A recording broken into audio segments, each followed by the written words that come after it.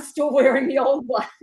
I don't even know if I could get one here in Abu Dhabi or even in Dubai. Okay, folks. All right. Okay. Hello. We're live. Do you mind? Can I do my introduction now, or do you want to talk about other stuff or whatever? No. We're waiting for you. Waiting, come on, waiting on you. Let's go. All right, great job, folks. Special. Sorry, did we all just reset there? I think we did, yes. Good morning, good afternoon, and good evening, and welcome to our one-off special Rugby World Cup broadcast. With me is Matt Boland, we have John Peters, we have Zakaya all the way from Abu Dhabi, and we have Claire Devaney. Our special guest, I don't know how to introduce this gentleman because he, like, if you looked up the top 15 players of all time, he would certainly feature in everyone's list. David Campese, he has played over 100 times for Australia. His career spanned from 1982 to 1996. He is a Rugby World Cup winner. He played 85 times for Australia at wing, 16 times at full back. And I mean, David, we could do a full show about your career, but we won't. David, thank you very much for joining us. How the hell are you? I'm very well, but the most important statistic you forgot, I made 4 tackles in 15 years. So.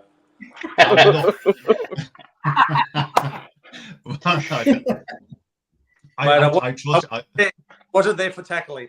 Put it that way. Well, I tell you what. Do you know what? I always remember. I remember you playing well. Absolutely. One of the best games, actually, just 2 games that stick out, was the 1991. Sorry, the 1991 World Cup game versus New Zealand when you beat them 16-6, and that famous pass. I'm sure you've heard it a lot of times, but your famous pass to Tim Horn. Your memories of that particular game. Yeah, look, I played the All Blacks 29 times and won 8.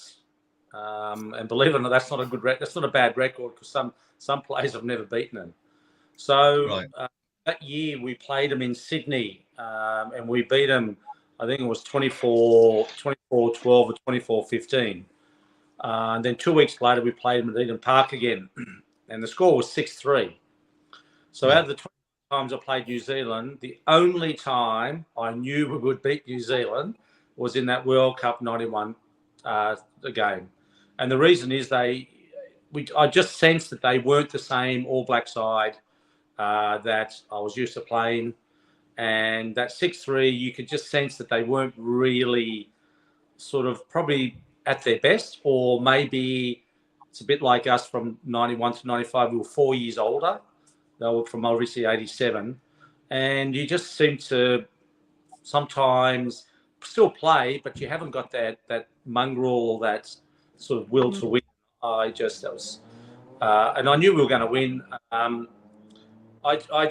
always played my best rugby over in Europe. And the reason is because the journalists in Australia, they're very, very fickle. If you are someone who's different, you play a bad game, they just rip into you. And the 89s, British Lions is a great example of that. And the European journalists love seeing some indifference. And Bill McLaren, some of my best journo mates, Mark Schuster, all those guys are my mates because they loved the way I played. Anyway, so that semi-final was one of those games where the haka started. We weren't told, very different to now, we weren't told what we should do. Yeah. And I just said, it's cold out at Lansdowne Road, so I'll just kick the ball around. Luckily, we won because I would have been crucified. But it was just one of those things, and everything that day sort of, it worked. And you've got to make your own luck. It just doesn't happen if you turn up one day. You've actually my effort and my training and my mental state was probably at its best because we knew if we could beat the All Blacks, we were the world champions. Yeah, and the kick ahead, and it was just it was something else. And then, David, the final, the 1991 final in Twickenham versus England. That was a good game to watch as well. You know, do you have much fond memory? I presume you do have fond memories of that particular game. Well, I think that there's not fond memories. I mean, I remember we after the All Black game, we were the world champions. We just beat the world champions. Yeah. So we still had one game to go. So on the plane to London, and we got to the hotel, and obviously the press and all that. I didn't really know what was happening, but I believe that my mother told me that there was an English journalist rocked up in my town of 21,000 people tried to track down my old girlfriends. I don't know why. Oh, Jesus Christ. Thank God for that. And that's all news to me, you know. So our first training session in London, I could just sense that mentally the players were drained. You know, people don't understand. In a World Cup, you can't get stronger or faster or fitter. You are. That's how you are. But mentally, that's where it really hits you. And so we had that really good game against New Zealand. It was probably our best game in the tournament. But then you've got to turn up again 7 days later. So I said to Nick, I said, mate, we've got a bit of a problem. I could just sense that we weren't where we should be. Because once you win, you sort of just come down a bit. And I think if you look at the final, it wasn't a great game. But at the end of the day, no one really cares as long as you win. Exactly. So, you know, England were, I suppose, probably played the better rugby, but because they weren't used to run the ball like we're used to all the time, you know, like Rory Underwood got the ball for the first time in the first minute of the game, he probably didn't know what to do with it because he never really saw it that much. And we just defended, and you know, luckily the game finished and it was over. So, you know, it was a bit of an anti-climax for us because we've always entertained, and I think rugby's are great when you entertain people because people keep on coming back. But if you look back now, that New Zealand game was probably the key. Obviously, that World Cup. And there was so many names on that pitch in that particular game, David. I mean, you know, John Eales, Michael Lina, your captain Nick Farr-Jones. The other side, you had Zinzan Brookie, Grant Fox. Jesus, I mean, like that's just a list of legends right there. I mean, it must have been a privilege playing with all those, and then with you. Well, I think Alec, we went out on the Thursday nights, and Alec Wiley, the All Black coach, was out, and he said, "What are you guys doing?" "Oh no, we just come out and have a drink." You know, I mean, anyway, it didn't really matter, but he was a bit surprised that we were out in the town, and we've been in Dublin for I think it was 2 weeks, so we were quite like locals. And after we beat Ireland, all the Irish supported us. And yes, I mean that game. If you look at that game. Australia, I think we had if you pick the world's best 15 at the time, we had 9 players in the world best 15. Yeah. In a World Cup with 1 player, you're going to win with a lot of players. And I think we were very fortunate. We had great combinations. And, that Ireland game, we didn't panic. We got down there, scored the try and won the game. And I think that's the true grit of a champion team. I did my job. If the forwards didn't do their job, if Nick Farr, all the guys were involved. If they don't do their job, the whole thing doesn't work. So if you have a look at that World Cup, we had a fantastic team. Yeah, I tell you, it certainly was. It certainly was. But come here to me now. Okay, to get back into things that are current. You, David, I'm going to go back to you again simply because you've been quite vocal about this. Your opinion on Eddie Jones. Do you like him? Do you not like him? Is he doing a good job? I mean, if I look at, and we can all do this, the last 3 results from Australia, losing 23-20 to New Zealand, 38-7 to New Zealand, 31-34 Argentina. Do you think Eddie Jones is the man for the job, in your view? Well, we got no choice now, have we? I know, but it's very diplomatic. Yeah. Extremely diplomatic on that one. Is it? Okay, well, I'll really tell you the truth. Okay. Eddie came to Australia this year. And remember, it was 20 years ago that he coached the Wallabies. So 20 years ago when he came and coached Australia, he bought 3 rugby league players, Wendell Sayle, Lottie Carey, Matt Rogers. And we lost the Rugby World Cup final. 20 years later, what's he do? First thing he does, he goes and buys another rugby league player. He came back to Australia, went back to his own school. The Ellers went to school with him. And he came out in the big press thing and said, I want everybody in Australia to run like the Ellers. We need to play this sort of rugby. And he hasn't been in Australia for many, many years. And then a month later, he said, running rugby's dead in Australia. We've got to kick the ball away to win. So Eddie's the kind of guy that loves the press. He changes his mind every week. But because we're such in a bad state at the moment in Australia, we are really down.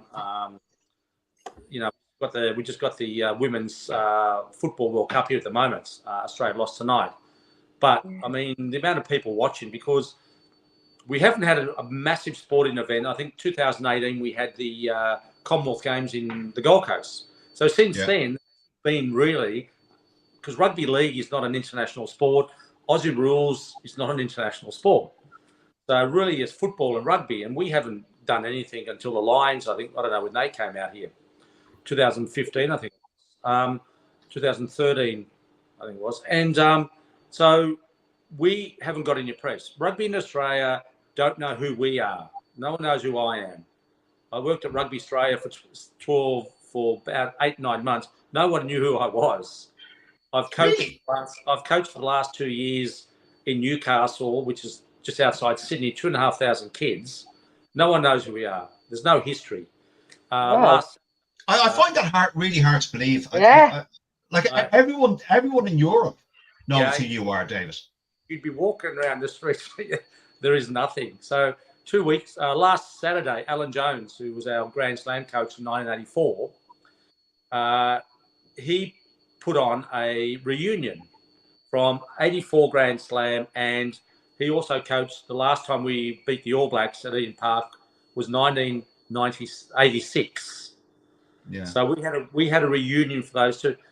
Rugby Australia do nothing for us at all. Zilch. No one knows. So if Alan didn't put this reunion on, we would not see each other. There is no history. And the scary thing for me is in life, if you haven't got history or culture, you haven't got anything. Yeah. And we are it's really bad. So Eddie, I don't know if you saw the interview at the airport. He had to go at the journalist. And we got a new coach, and he said the new coach coming in was going to make us a better team. And I just said, God, this guy's not accountable for anything, and it's attack. We talk about attack. So the guy he brought in is another rugby league player who's a defensive coach. So rugby league, unfortunately, when we went professional, rugby league was the closest game to our game. So what do? We all went and got all the rugby league coach defences. Rugby union at the moment is boring as batshit. It's all about defence. That's all they do is defend. There's more time they spend on defence than attack. If you have a look at rugby league, and I watched a bit tonight, rugby league is played the way rugby used to be played, and rugby unions played the way rugby league used to be played. It's about defence. It's about defence. And it is boring. I don't watch the game. It's very frustrating, and I watch 4 minutes. We got pay TV in Australia called Stan. They've got 4 minutes highlights. That's all I watch. I can't be bothered to watch 80 minutes of rubbish. Sorry. So you don't go to any live games, David? I had to go to the All Black Test in Melbourne a couple of weeks ago. I had to go with Land Rover as to help out their clients, but I don't go. All right. Okay, no, that's fair enough. But I appreciate your honesty. I'd be the same. So Kaya, Eddie Jones for Australia. I know you're a New Zealander, but Eddie Jones for Australia. Is he worth anything? Is he good, bad, and different? Well, he's I mean, the way that he deals with the media, at least he's got people talking about rugby in Australia, which has to be a positive. Let me see. He's certainly a character of the game, isn't he? I mean, he probably has us all, with strong opinions, but also, I mean, he's entertaining. Now, I didn't like what was done to Dave Rennie. I thought that was a little bit shady when they first brought EJ back. However, Rennie's record with the Wallabies, it was one of the lowest that they've had. But I do believe that the Wallabies were starting to build with Rennie in charge.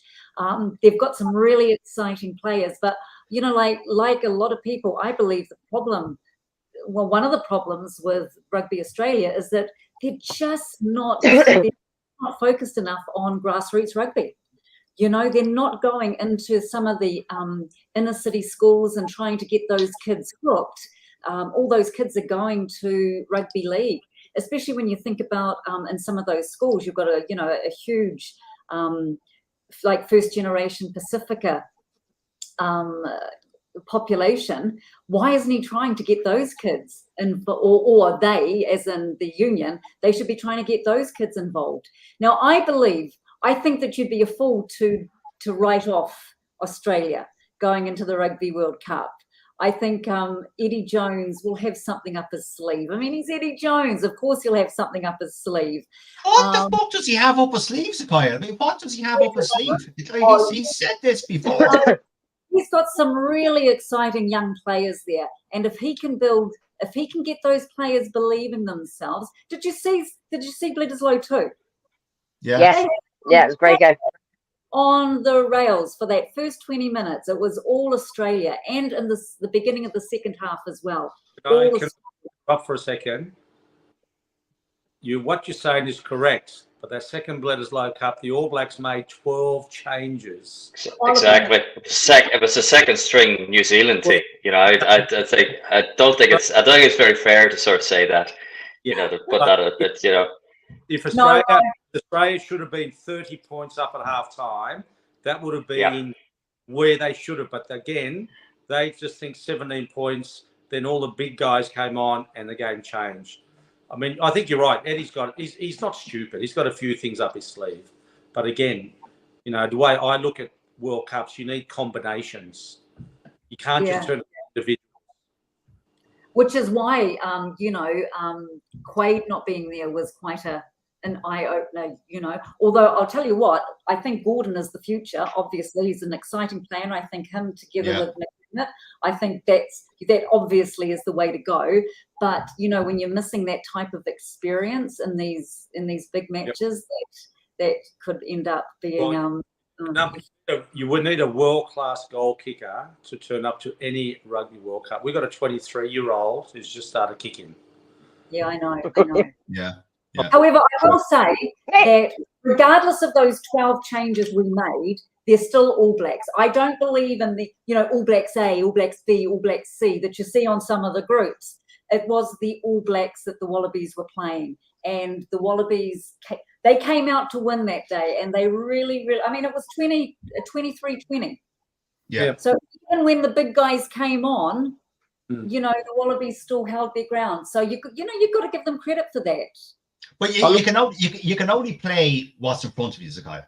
No, exactly. Any team. Oh, okay, Claire. Sorry, go on, David. I agree. But if you look at the whole championship for quickly for a second, the first game, New Zealand played Argentina in Argentina. Okay, so the new Kiwi teams are, because they've got that. We've got this Super Rugby. I mean, the Auckland, all the teams in New Zealand are very close, so they play Super Rugby style. So they go to Argentina. Argentina players play around the world. They got absolutely flogged. Okay, so South Africa played Australia. Okay, so it was South Africans' sort of second team, and it was one-way traffic as well. And then the next week, the South Africans go to New Zealand. New Zealand's already played a game, play against South Africa, and they absolutely give South Africa a wallop in the first half. Then the second half, the other guys came on. So what's happened is they're all, play the games and all that. But the way what I'm really concerned about is being in 3 World Cups. You can't just put a team together. Yes, they've got some great individuals. When it comes to the pressure, okay, so I think we've got the easiest draw of any World Cup. We've got Georgia, Fiji, Wales, and Portugal. Now, the thing is for me, Portugal before going into the quarters is a massive problem because you might win by 90 points. Okay, which is great, but then you've got to turn up next week and play against England that's not going to let you do things you did the week before. Yeah. So you just probably think, oh, this game's going to be easy. It doesn't happen that way, and that's the danger. If, you know, you need hard games going right through to build and get better and better. But again, you know, that's the way I look at things. Everyone's different. Every team's different. Poor France. I mean, they've lost one of their best players, but they've got to get on with it. They've got to find someone else. They've lost two, Campo. They've lost two. They've lost Entamac and Cyril Boyle. Yeah. And that's what happens in World Cups. That's just part of life, you know. But they're not whinging. They're not. They're just getting on with it. They've just but Campo. That's because they have squad depth. Now, if you look at so who's going to come on for Entamac? You're going to have Jalibert. Jalibert, Hastoy. I think Hastoy is going to be the first choice. I think Hastoy will start against the All Blacks. Hastoy he's got good temperament. He kicks his goals. I wouldn't be surprised if Hastoy is number one, his first choice 10 for France in the World Cup now.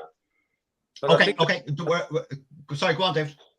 No, I just think that I was over in Paris a couple of weeks ago with Med Olympic, and you know the French.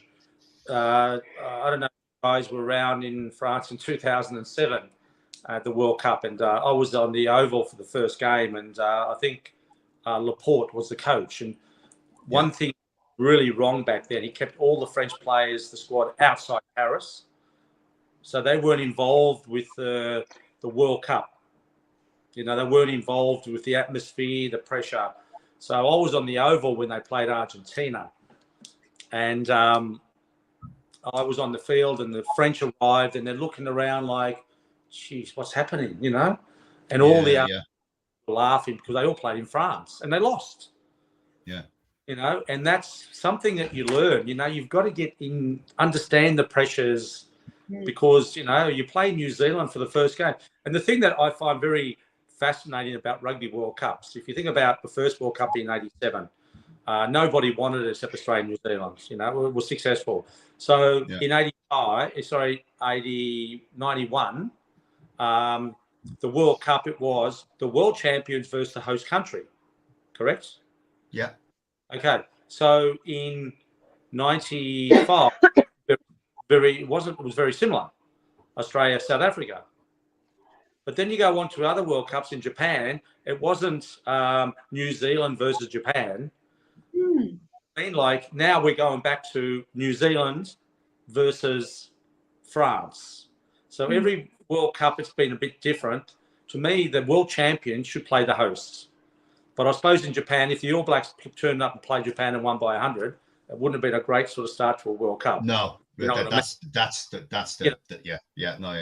know what you mean. Yeah. I just hope. I'm getting ahead of myself. I just hope that the referees do not make this a debacle like they did in 2019 because of an Owen Farron tackle that he didn't get red card. All right. We're coming on to that. You're jumping ahead of yourself. Hold on. Now, go on. You go get a drink, Campo. You go get a drink.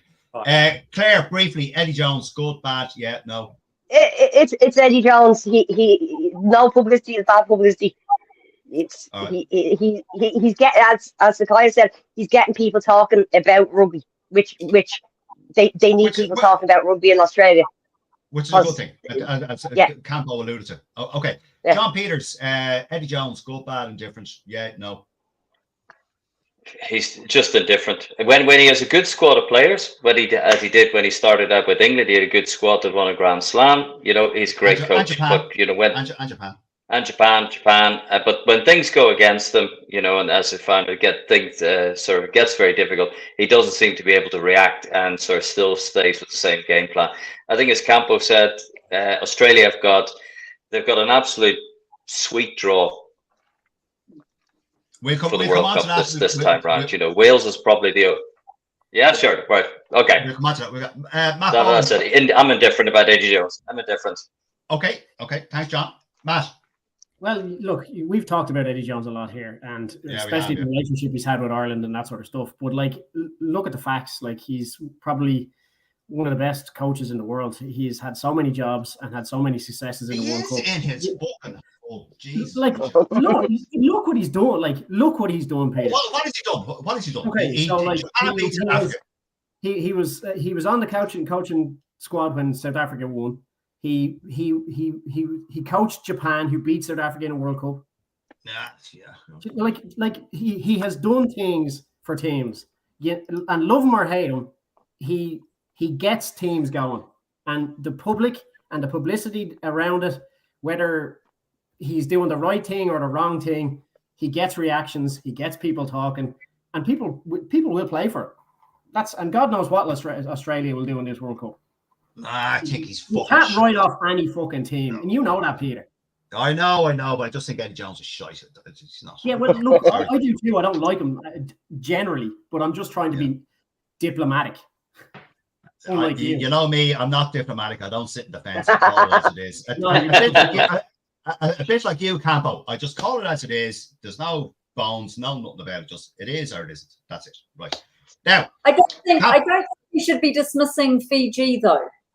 No, Fiji. Well, would you hold on? Would you hold on? Well, you need to send out an agenda. Yes. Now, you're jumping ahead of everything there, Zakai. You're wrecking the schedule. You're just hold on. Well, yeah, it's the schedule that we don't know what's happening. It's usually we just waffle. Usually we just talk and go around in circles and talk some more about rugby. Exactly. Campo, just a quick question for you. Now, we covered this last week with an ex-Ireland and Leinster player, Victor Costello, who you don't remember playing against, but he remembers playing against you. And you've been quite vocal about this online, about the Owen Farrell debacle and whether World Rugby are right, whether the Six Nations Citing Committee were right, or truthfully, your opinion on this. Go for it. Well, I'm not a tackle expert because I didn't tackle, so. But the thing is, it's quite ironic that in England last year, I think, didn't they make a new tackle rule where kids can't tackle above the weight or something? Is that correct or not? Yes. Mm-hmm. Yes, that's correct. Yeah. Okay, so that's from World Rugby, was it? Was that the instructions from World Rugby or English Rugby? Who made that? World Rugby. World Rugby. Okay, so now you've got a guy called Owen Farrell who's never tackled below the hips in his life. He's got 4 red cards. In 2018 against South Africa at Twickenham, he hit a South African high with his shoulder. The Australian referee did not send him off. 2 weeks later, he played Australia at Twickenham, and a massive forward was running for the try line. He shoulder charged him, didn't get sent off either. But so what happened in the World Cup 2019? It was a debacle. Every person went high, got straight up red card. It was a mess because of one bad decision from a referee. The game was we're talking about trying to make our game safer. Then you've got a guy who deliberately shoulder shot. He's a rugby league player. He's a rugby league. He's never tackled low in his life. So's his dad, Campo. So's his dad. I know that. But the problem is, why do they have to go to an independent board to make a decision? What's wrong with the balls from the World Rugby? Haven't they got some balls to say, sorry, mate, we've made a decision. You're gone for 6 weeks. You're out. Go. But they won't do that because it's the English Rugby Union. Okay. Campo, why is that the issue? Because it's English rugby, why is there a problem banning an English player? If you haven't got Owen Farrell, they're gone. They're not going to win a World Cup.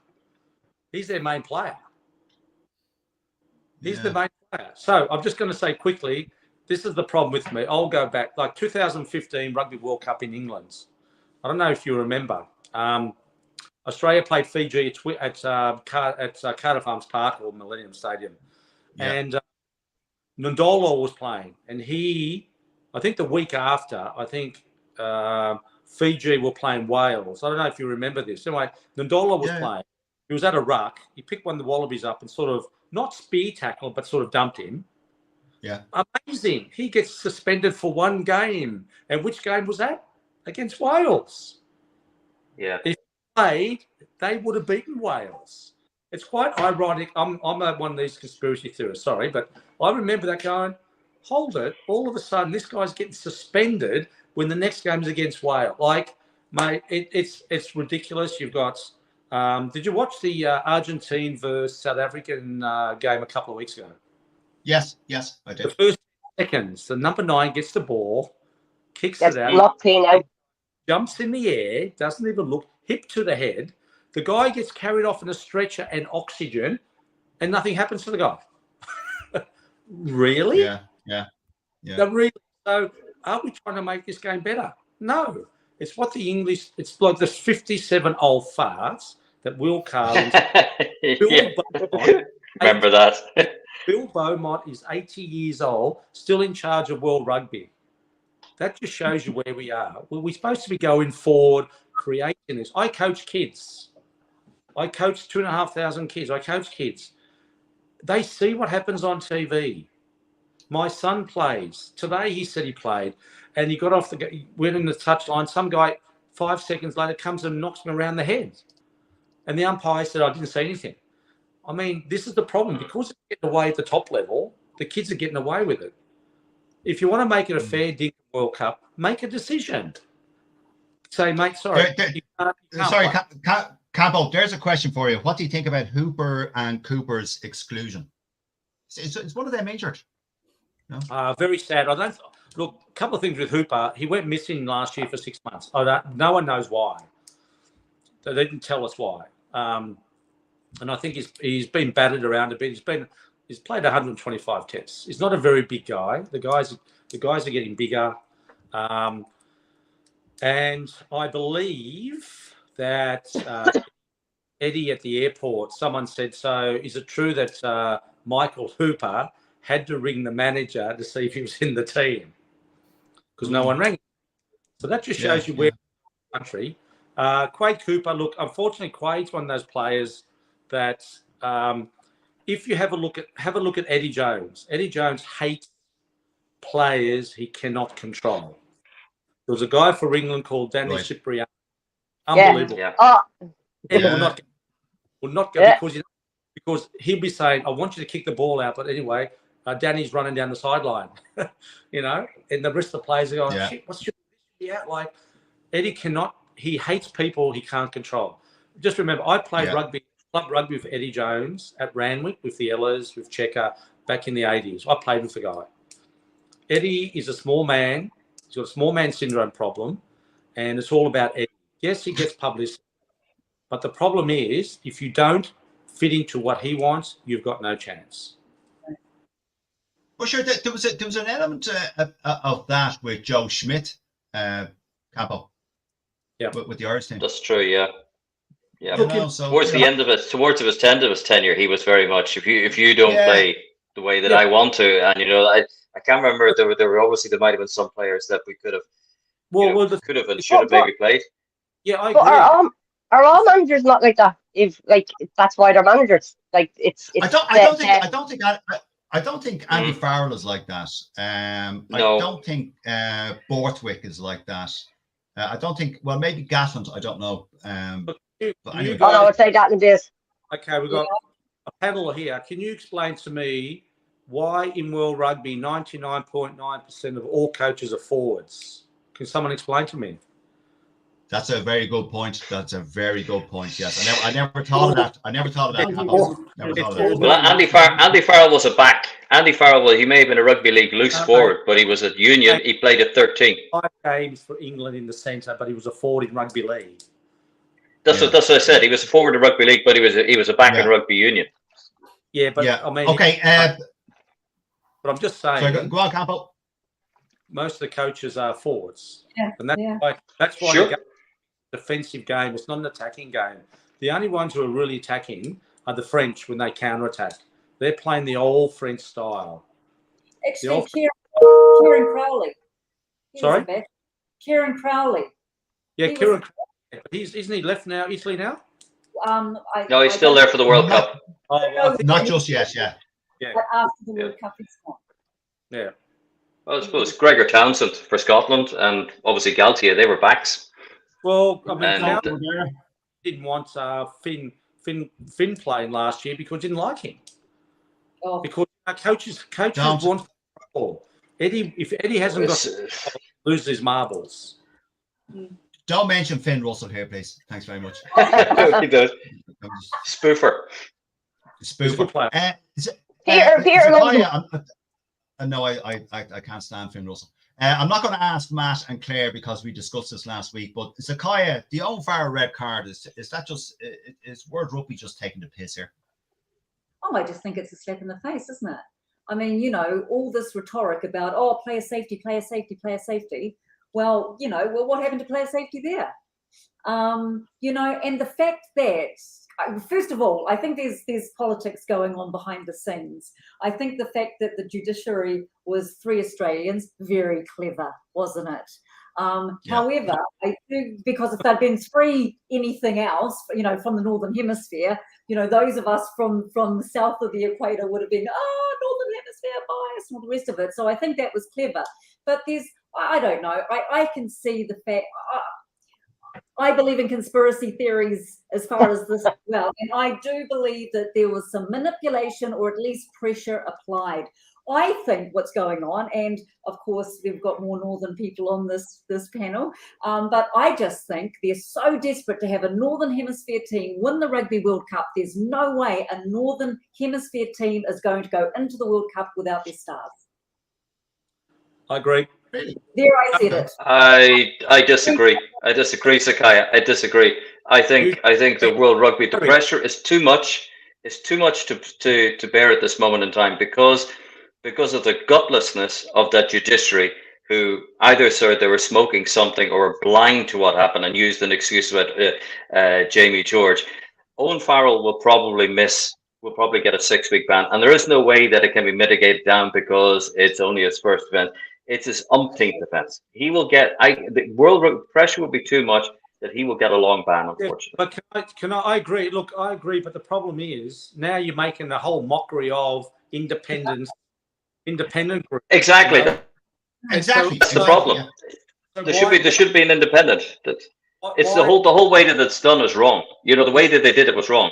Okay, this is what I would do. This is a winger talking, not a forward. Go on, Capo. Go on. You've got guys like Nigel Owens. Nigel Owens thinks he's bigger than what the game is. But realistically, get someone like him and a couple of ex-referees. They're the independent panel. They choose if there's something like that, not ex-players. Yes. And all that. Get the referee, because he's got some common sense. Unfortunately, he's a Welshman as well. But there's some common sense there. But then you've got an ex-referee, because I just saw something on Twitter tonight, and everyone, because I came out and said something, and some guy had to go at me on Twitter and said, "Oh, you're just trying to make yourself relevant." I've gone, mate, I'm just worried about the kids. I don't care about what happens at the top level. Anyway, but now Nigel Owen said, "Oh, that's correct. He's right." So everyone believes or listens to someone who's already been there. So pick a panel of referees like Nigel and all that and say, right, can you guys be in the panel? If you see this, let us know what you're in. Okay, he's come out and said the guy should go. Right, but everyone agrees with him because he's an ex-referee. Yeah, I'd agree, I'd agree with that. I'd agree with that, yeah. Absolutely. Yeah. There's a question coming in here. Sorry, this is the second time it was asked. A question for Campo. It's 1991, Lansdowne Road, World Cup quarter-final v Ireland. The euphoria in the stadium after Gordon Hamilton's try before Australia broke Irish hearts. Still not forgiven, smiley face. What was said when the Irish conversion was being teed up? Was there that day for the semi-final v New Zealand? Incredible Australian team. The joy of the world to watch. Hard to see how it can go from there to where it is today. I don't really know what the point is there in that question. Well, anyway, we move on. Hamilton shouldn't have scored number one because Ireland didn't look like scoring at all the whole game, but they did. And I think Ferguson was the linesman. And I remember going up to him and said, "Mate, how long to go?" He said, 3 minutes. I said, "Okay." So Michael Lyon was the captain. He said, "Guys, let's get down there. Don't kick the ball away." That was what was said. And we did the same move that I'd actually scored early in the game, and Michael Lyon that's probably the only pass I've ever thrown in my life, about a 7 metre off the ground. But that was the way we played. So number 10, Michael Lyon, who started the movement, supported and backed up the movement and scored the try. If we were playing that modern game now, that try would never have happened because our number 10 doesn't actually support. Do you understand? We played a style of rugby that everybody was catch pass and you support. But the modern game doesn't do that now. It's really gets the ball to the wing and he's got one-on-one trying to score. So that was what was said. And unfortunately, for us, it worked out. It was a great try, but I mean, you know, you still got to go to the end. There's 80 minutes. You've got to go for that full 80 minutes. And luckily, we had the. I think in that, if you look at that team, we had 9, as I said before, 9 players in the world best 15. So we had players that could handle big situations, and that's what happened. Okay. One thing, Campo, which from that 91 team. Sorry, Peter, if I could just quickly. The one thing about that 91 team, what was so apparent was that Australia, that Tim Horan and Jason Little, 2 effectively kids, more or less straight out of schoolboy rugby, playing in the centre at top level, which was something unheard of in the Northern Hemisphere. And that was the one thing that sort of struck me about that Australian team, and almost play, you know, blooding players like John Eales so early, was that the Australia teams of old were happy. Now, maybe that you obviously hear that Eddie Jones take a lot of young kids, but the 91 team, you know, watching Tim Horan and Jason Little play, you know, like, we'd never seen anything like that, you know? But if you don't understand, see, we were actually better in the amateur era than we were in the professional era. Yeah. You think about the World Cup team, you think about, we had New South Wales and Queensland. We had 2 teams. So the Queensland one was Slattery, Liner, Horan, Little. Okay, so on the New South Wales side, the back 3 were New South Welshmen. So Nick Farr-Jones is the number 9. The number 8 was Tim Gavin, didn't make it with New South. So everywhere in our team we had combinations. We're all I believe Tim Horan before the World Cup 91. Someone said to him, he said, "I'm going to follow Campo wherever he goes. I'm going to follow." That's why, if you have a look, he's in the Argentine game, he scores a try, follows me, and he did in the Welsh game as well. I made that zigzag pass to Noddy, who scores, and then he got Michael Lyon scoring against, I think it was against the All Blacks. So when you got guys that play together, and that's why sometimes if you've got 20 teams. It's like the All Blacks. The All Blacks have got probably 5 teams in the Super Rugby. So they're used to each other all the time, the combinations. When you've got about like 10 teams, like in England, it makes a difference because you've got one good player in every team. The more you play, the you know what I mean? The combinations, the trust and the confidence comes easy because when someone makes a break, the instincts just kick in. And that's where I worry about, you know, Eddie Jones and our team, where we got a 23-year-old from the Rebels, hadn't played with McDermott, number 9. Number 8 doesn't pass the ball. Number 12 hasn't played with number 10. You know, where you look at the Kiwis, Mwonga, you've got Barrett, you've got McKenzie. Mate, they're unbelievable players, got great skills. And you watch when they run, they've always got support players. So that's what you got to look at the World Cup. It's about the team, how they react and how they play. And the last couple of weeks, I think tonight it's South Africa versus Wales. Then you've got Ireland are playing England. Then next week you've got Australia, France. You've got New Zealand. Like, it's full on. But then you've got the Islanders playing against each other. They don't get to play against the big boys. You know, I mean, it's good point, Campo.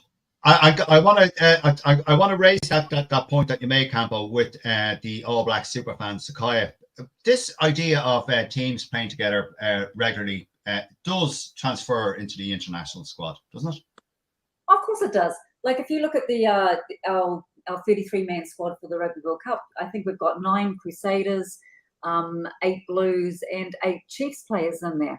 You know, so obviously, you know, if you've been playing all through the Super Rugby season, all 16 rounds or whatever it was, you know, that forges some really tight combos, doesn't it? That doesn't mean to say that other people can't slip in, because, of course, you know, that doesn't. we've got a Chiefs guy in charge of the All Blacks at the moment, so he's not going to load the team up with Crusaders, but they've still got to be able to play with other guys. But then that experience together can become a backbone, for that team. Now, I've got quite a few Australian friends, David, and their main moan is that what they see is that there's so many Brumbies that quite often it just seems that it's the Brumbies within the Wallabies, that there's not enough guys from the other franchises. Yeah, look,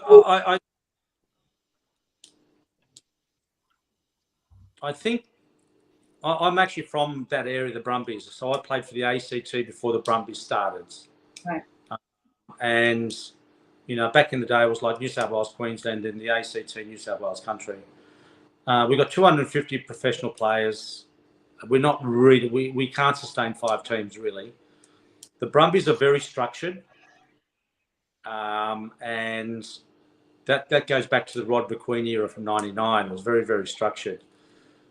We have a dilemma where, again, how can I say it? The next All Black coach is Robinson. Robinson he's a bit different. Yeah. They don't like that. New Zealand don't want something different. They want someone who's going to toe the line and do what they want. In Australia, we have. You talked about Dave Rennie.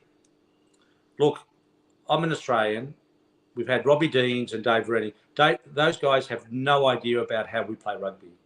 Right. They're set on what they do. It's like you will never, ever get an Australian player or coach coaching the All Blacks. That will never happen. South Africa will never happen. But in Australia, because we haven't got a system in place. Michael Checker, for example, and Eddie Jones played for Ram. They had to go overseas to prove themselves and come back again. Yeah. Because we have so much politics here and all that. And I just think that the coaching setup is one of the biggest problems. So can you imagine if Ian Foster wins the World Cup? He's already sacked. He's gone. Countries in the world are going to win the World Cup and say, thanks, mate. See you later. We don't want to see you again. That's true. That's very true. The New Zealand's always like that. They're a bit different. They're so passionate, and there was so much pressure. And I just think that they might have, I don't think Foster's doing a great job. I think he's got some really good players.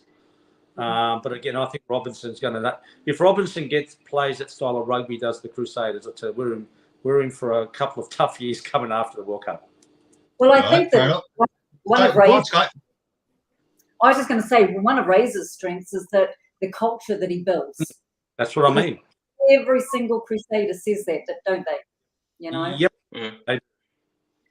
So hopefully. There you go. Yeah, absolutely. John Peters, this idea of the less teams, more cohesion for the international level. I mean, Ireland, we have 4 provinces. You go over to France, you go to England leagues. As Campo was saying, there are way more teams, and it does benefit the international squads, doesn't it? It does, and I look, Ireland is the perfect example. Of the home unions, and I think France are maybe getting a little bit more that their selection is only coming from a select number of teams. Not like where it used to be, but you only have to look there again today. So if the combinations that are when England play Ireland today, you got the halfbacks playing from Leinster, you got 2 of the back 3, Leinster, you obviously Aki. There's a lot of combinations all across the park for Ireland today. So having less teams, just like the New Zealanders have, and unfortunately it's not the case in Australia, but that I would have liked to have thought that in Australia with less teams that there might be more cohesion. That's not the case, unfortunately, but I think for Ireland it works. England, it doesn't work. It hasn't worked, and they just do, if you like, flood their team with. Hold on. England are fucking shite at the moment, right? Let's just. We know that. Right? We know that. Yeah. I don't know what Scotland is. Yeah. So Scotland is one now. Scotland is also, with less teams, more cohesion, and they're going to be they're going to be a dangerous team at the World Cup. I think they're going to flatter to deceive again. I think again, I know that sort of Matt might serve, or I don't know if Daniel's obviously not, but you know, the spoofer is going to come up short again. I'm afraid to say he will blow it again in one of the big games there. And I think sort of, you know, whether it be against Ireland or whether it be against South Africa, I think Scotland will come up short, but there still would be a danger. Wales are just a disaster. But to the main point where you said less teams do, and you know, and less teams providing sort of to the international squad, providing they're successful, of course, and that's, you know, in Ireland obviously with Leinster and to a certain extent Munster being successful, it has helped the Irish team in no end at all. Okay, geez, it's 50 minutes. We have 10 minutes left. We haven't even talked about the World Cup pools yet. Claire Devaney, less teams, more cohesion, all good. Well, look at Ireland. We only have 4 to pick from, so we're very cohesive. England, they've loads of teams. What's 12 or 14 in the Premiership? Or well, 12 in the Premiership now. I've no idea. If you're playing together consistently, week in, week out at club level, it's going to work with you when you go to internationals. Okay, fair enough. Matt, let's teams, more cohesion, all that. Now, considering there is, I mean, Campo and Zakaya, to go back to your points about the cohesion, all that, there's 12 Leinster players on the Ireland squad to play England later. Yeah, well, like it's worked for Ireland, but like in France, there's the top 14, which is 14 top professional clubs, and then there's the D2, the Pro D2, which has another 12 clubs. So there's 24 professional clubs in France, and they're one of the best teams in the world. Yeah, but they're only picking from about 3 or 4 teams, though, Matt. That's the thing. I think France's team will be maybe. I'm just saying that the pool is massive in France. Yes, and he's been building that squad. He's been building that squad for the past 3 years. When he got hired, he did say he wasn't going to be liked. I'm not going to be liked, but I'm aiming for the World Cup. And he got absolutely gambasted by the supporters. They were calling for his head at one stage. But he had this was his goal. That was a lot of those. He knew what he was aiming for. Go on, Zakaya. A lot of those guys came through the under-20s as well, didn't they? They were that's correct. Yeah. And look how dominant they've been in the past 3 years. You got to breed young players. It's not simple. Like you really do. So you're saying again, Matt? You got to breed young players. Like if you're not bringing young players into a squad, like you're going to have nobody to play later on in years. Do you know what I mean? Like you have to be constantly bringing more guys in, fresh young blood, young guys, get them up to the levels of international rugby, get them used to playing big games on big occasions, and that's how big clubs are going to win World Cups and Champions Cups and all that sort of crack. Okay, fair enough. Thanks, Matt. Campo, let's fly through the World Cup pools and who you think is going to qualify and get out of each one. One thing on what you guys just talked about, the thing like you talked about the clubs and all that. One thing that I would really like is that everyone who plays for their country in the World Cup has to be born in their country. Oh, that's controversial. Campo. No, I'm right behind you. Sorry. I might screw up the New Zealanders then. No, it actually wouldn't. It would screw a lot of other teams. Do you know there were 52 New Zealanders playing for other teams in 2000? How many South Africans have played in the world? Look at the Australians. Yeah. Look at the Scottish team. Look at the Scottish team. Just talked look about at any fucking team. Right? Yeah, look at those Thursday. Going through the system. You know, if you have a look now, how many Islanders are not Irish? How many other countries are not? The World Cup should be. I had a chance when I was playing in Italy. I could have played for Italy, but I'm Italian. But I would never play against. I'm Australian. Actually, Campo, sorry to cut across you. There's a question, just what you're talking about. Campo, would you ever consider taking the Italy job, given your ancestry and your stint playing in Milan? Anybody, I've always offered to help, but no one's interested because they think that I'm totally different. I probably am the way I play. The problem is they can't control. I tried to get a job in France, and one of the agents said, "Mate, it'd be fantastic. You know, you've got a great name and all that." He said, but we have one small problem. This is what's that said. All coaches have big egos. And if you look at Ed Jones, he's one of them. Michael Checker, when he coached Australia, I played with Checker. I rang him before the World Cup too. I said, mate, if you need any help with the back line, I'm here to help. But what happens is they all try and show that they're the ones who pick the players to coach. It's like Eddie. Eddie will pick these far left guys who no one's ever heard of because he wants to say, well, I've won the World Cup. It's not about bringing people in to help. He wants to win. Remember, he's never won a World Cup. He helped South Africa. That's his main goal, is to win a World Cup. So, but I still believe, like, you got all the islanders. So if you look at South Africa, they don't need foreigners. Australia, we've got a lot of islanders who are not born here. If you look at New Zealand, it's the same. They've got a couple of islanders. They love the islanders. If you look at Samoa, Fiji, and Tonga struggle because all their best players play in France. And when the World Cup comes around, they won't release them. So as I say, all the big guys playing weekend now, and you've got Tonga playing Samoa as a warm-up. I mean, they're not going to have the preparation that all these big the top 8 have. So how is that a fair World Cup? How does that work out? Okay, that's a completely other show, Campo. We could talk for another hour about that. But listen, what I really want to get to was the World Cup. The World Cup.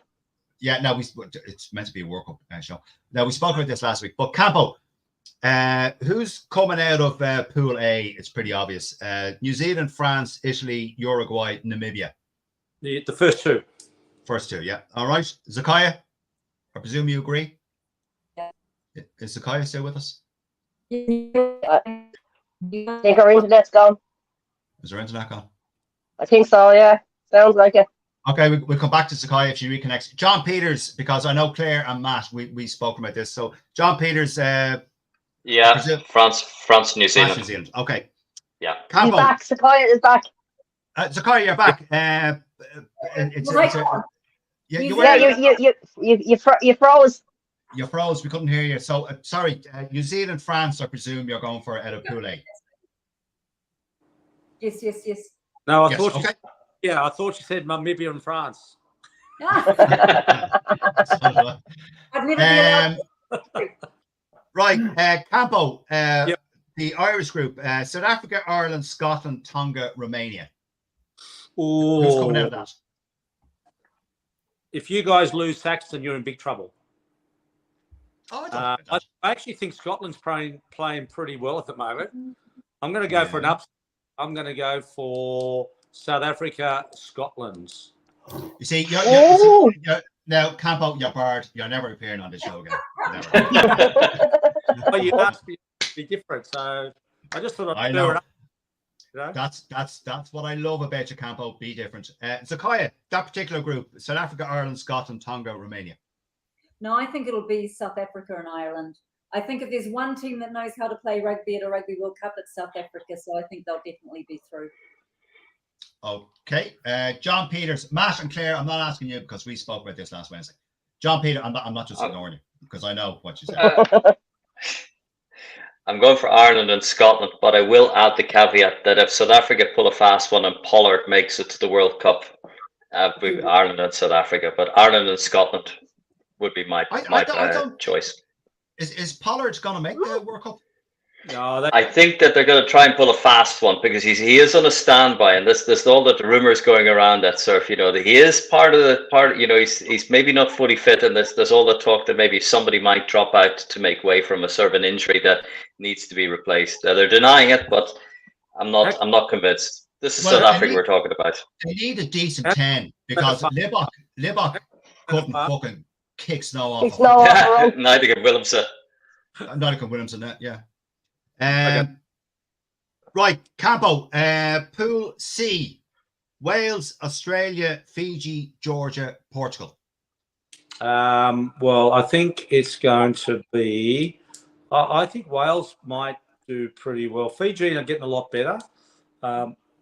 In the past, they'll give you a good 60 minutes, but I think playing in this Pacifica competition, the Super Rugby, he's actually got them going pretty well. I think I'll give you 70, 75 minutes. They could upset, but I still think Australia, Wales. Campo, I'd go Australia, Fiji. Yep, that gets my vote. Okay. You'd go for that, Sakaya, yeah? Yeah, Australia. No problem. All right, How about the same? Australia and Fiji for me. Australia and Fiji. Okay, fair enough. And the last pool, Pool D, which is a bit of a tricky one, Campo. England, Japan, Argentina, Samoa, and Chile. I think Argentina's going through. Number one. Yeah. And I'd really love Japan to go through. Wouldn't we all? England. Yeah, true. Okay. Zakaya, that particular group, England, Japan, Argentina, Samoa, and Chile. I think Argentina will definitely go through, but Samoa are playing some really good rugby at the moment. And I think if it isn't going to be England that join Argentina in the quarters, I would love to see Samoa go through. All right. Okay. John Peters. Argentina and England.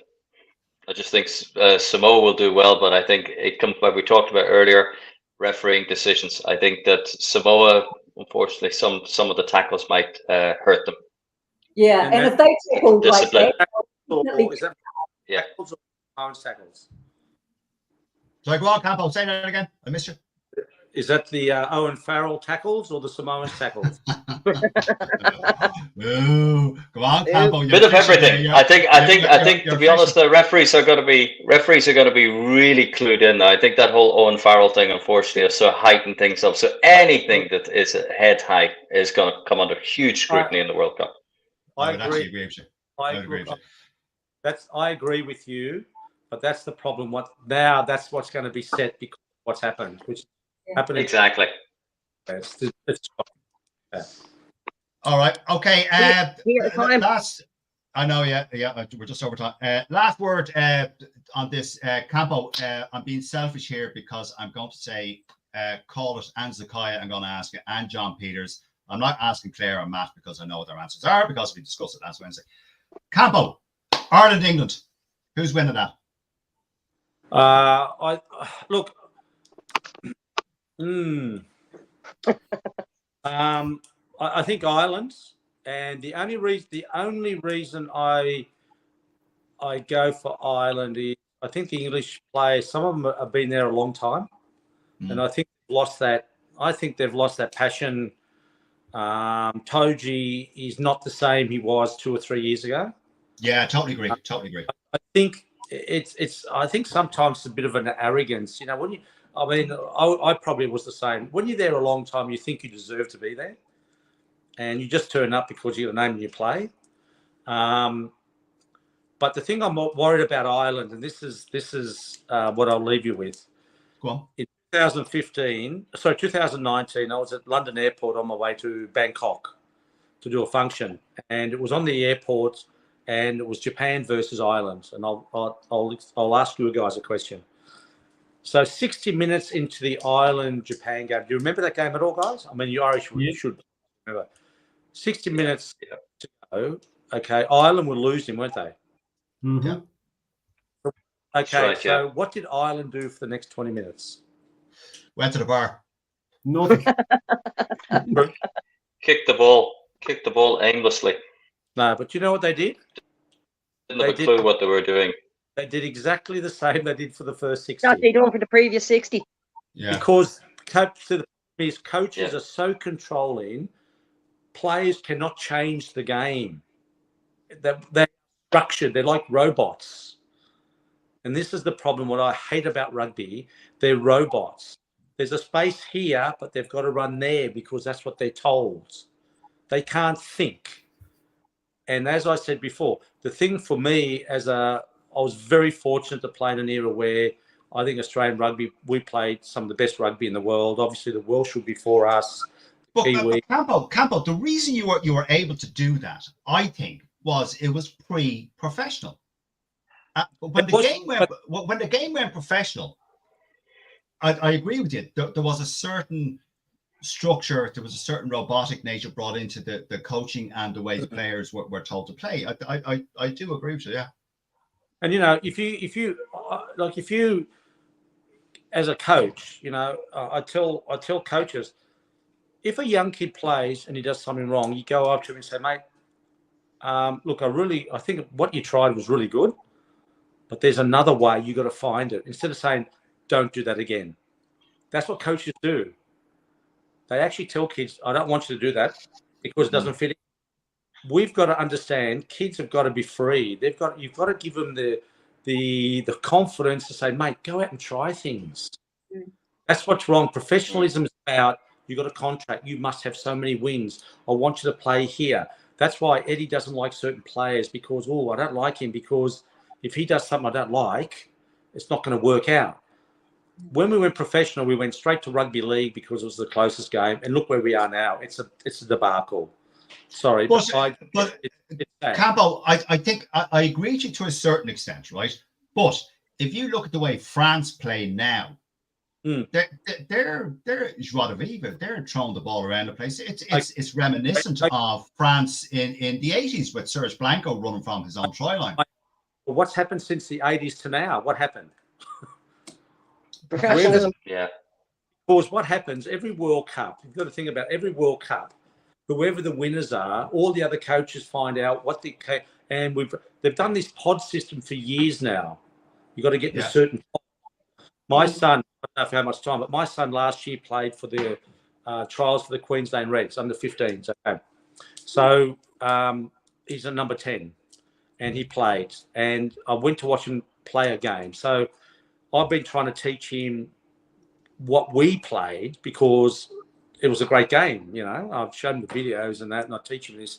So he got the ball under his goalpost, dummy to 12, gave the 13, looped 13, gave the fullback, we put the other ends. Fine. Great try. Were you showing him Johnny Sexton videos?